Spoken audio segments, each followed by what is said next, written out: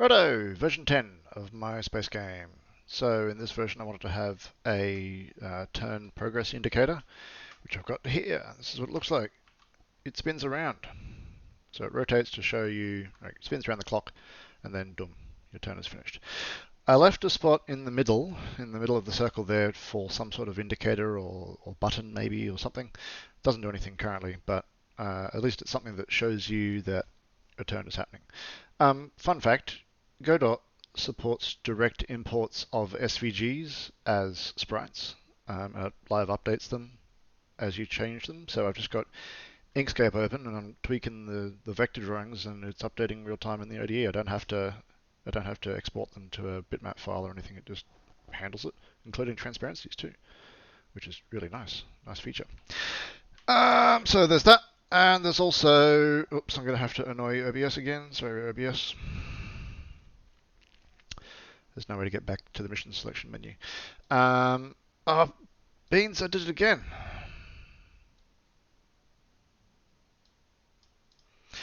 I've also got easier hotkeys, more consistent hotkeys for selecting ships. So we've got the ships list up in the top left here.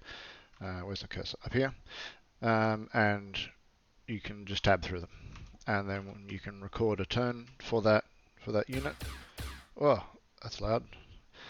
And then you get a little R to indicate that a recording has been made for that one. You can also click them. That works too. So yeah, that's a nice little quality of life thing. You can just keep tabbing through. At present, you can tab through ones that already have recordings to re-record them if you want. Previously, I had tab only cycle through ships that didn't have a recording set for them yet. That didn't work 100%. I did play around with instead of having the stars or the R's, like styling the button a certain way to indicate that it was that ship had its turn or was selected. But I quickly got bogged down in just sort of endless tweaking of minutiae and how the buttons looked, so I just scrapped that and just went for the simplest possible thing that could indicate the state, and I changed the text that gets displayed. So the tabbing works from anything from when you're controlling a ship or from the overview, and the tab order starts from the top when you commit a turn. So it makes it a lot easier lot smoother to very quickly bash out a bunch of orders and do what you want to do. Another thing I fixed that I didn't really intend to, but I wanted to anyway, is aim assist on when you're targeting very big things.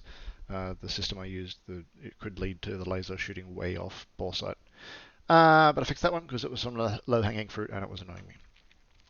So in the next version, I want to. I've been putting it off for a long time, but I want to do some enemy AI. I want to put a ship in and have enough AI to control it so you can fight against it. I've been putting it off because it's very hard. I think my first implementation will just be reuse the missile seeker behavior and have the ship fly to an intercept point with its target and just start shooting laser willy-nilly. At present, the laser does 1 damage and the ships have 1 health. So combat's going to be over very soon. And the range on the laser is 1,000, which is 10 times the size of that auto-targeting cone. So very silly. So the other thing on my list is combat tuning. So working out laser ranges and damages and ship health and all these little things to make combat take an interestingly long period of time. I want it to be pretty quick because of the try and try again nature of the combat. If things don't turn out the way you intended, you can have another go and try it again. But at the same time, it would be pretty frustrating to get stuck in a loop where you just die every time.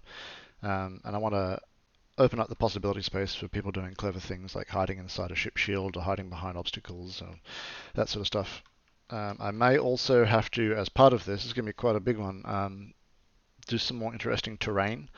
If you look at like a traditional RTS in a grey box kind of situation, you've got 2 units on a flat field and they both have identical abilities. They walk up to each other, they shoot each other until whichever one shot first wins and the other one dies. That seems like it's so boring, it's broken and not even worth doing, and yet RTS games exist.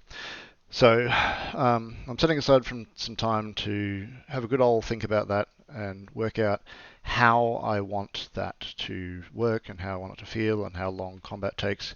I do want to aim for low numbers. Like I don't want to have a ship have 100 health and a laser do 1 and you have to shoot it a million times.